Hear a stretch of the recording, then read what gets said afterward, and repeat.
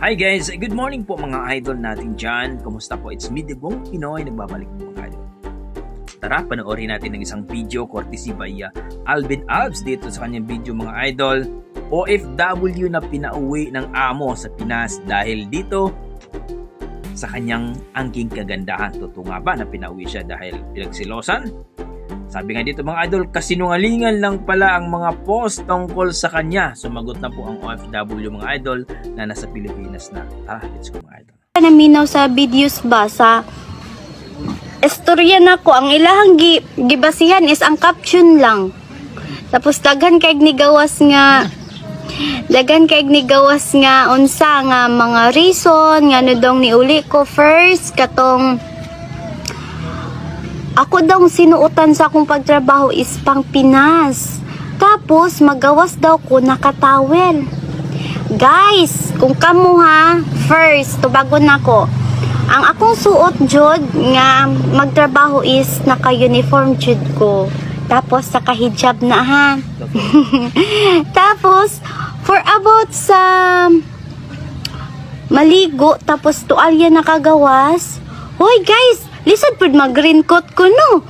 Gikag CR.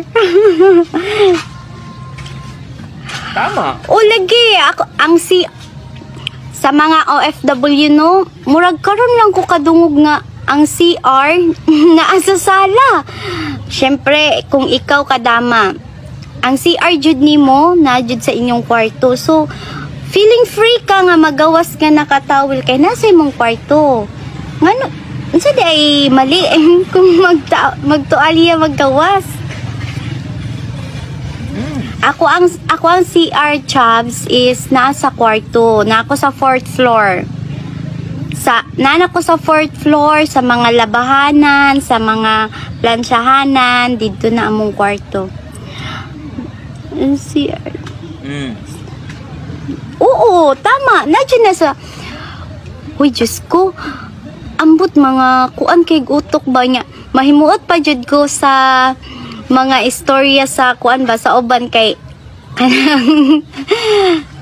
mag-post sila no about sa mga reasons tapos paglantaw nimo sa ilang post mawala na unya ang ilaha sa jung unsa ang ilaha sa jung Facebook ay nakalak tapos oy Diyos ko. Hi, shout out sa akong beautiful sister Generous Jacob. Mag-cover na unta ko og nawong namo sa akong sister para maano pud sila ba nga. Tapos mahimuot sab ko no kay ngano gina-compare nila ako ang nawong sa ilahang nawong nga naka-filter og sa akong nawong nga naka-live. Luyes na ko ato wa ko'y laban. Kay naka-live ko nya ilarang gi-screenshot.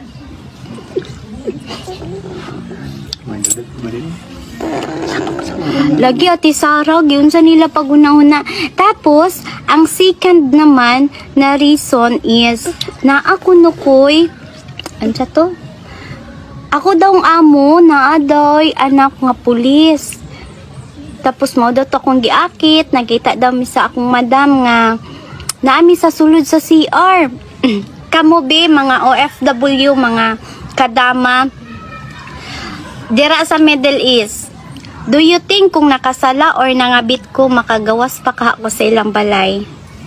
Do you think kung nakasala jud ko sa ilaha og bugat nga sige dito na ta sa ginaingon nila nga nagiakit na ko ako ang baba?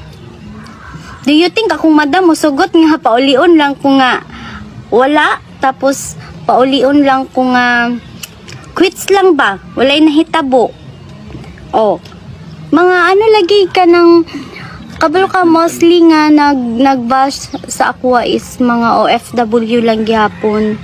So unta ang nakasabot sa ako ang sides is mga OFW pud kay sila man nakabalo kung unsa jud ang mga ugali dito sa to ang mga amo no.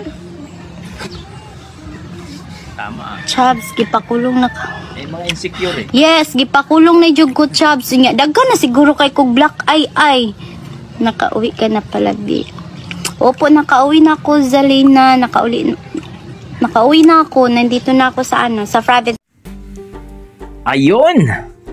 Talaga namang nag-explain si ate. Pero sa totoo mga kapatid, no, to ano lang, to be fair lang, tama yung sinabi ni ate. Alam nga naman si ate, yung nagsasabi kasi na pag lumabas daw ng CR ay nagtatawel. Ito, sasabihin ko sa'yo ha. Alam nga naman ang gagawin ni ate. Hindi magtawel. Gusto mo nakahubad si ate pag lumabas ng CR or naka-abaya or nag-raincoat. Siyempre nakatawel, nasa kwarto yung CR niya eh. Agay! Mapriso ka! Kayo naman talaga. Di ba? At hindi niya sinabi na maganda siya. Sabi lang niya, si Kabong yung nagsabi, yung vlogger, na kung ganito kaganda ang magtatrabaho sa bahay. So, sabi ng iba din na ma-stress si madam.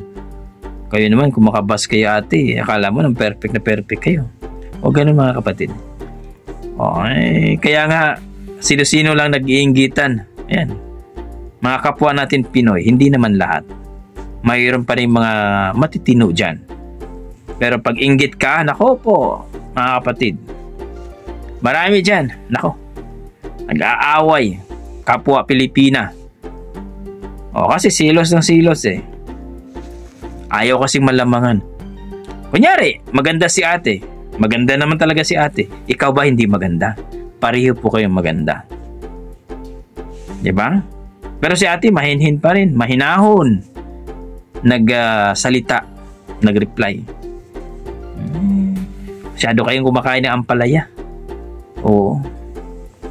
Naku, hanggang dito na ako mga idol. Maraming salamat. Basta may dugong Pinoy ay talagang malupit yan at magaganda ang ating mga lahing Pinoy. God bless mga idol. I tried so hard and got so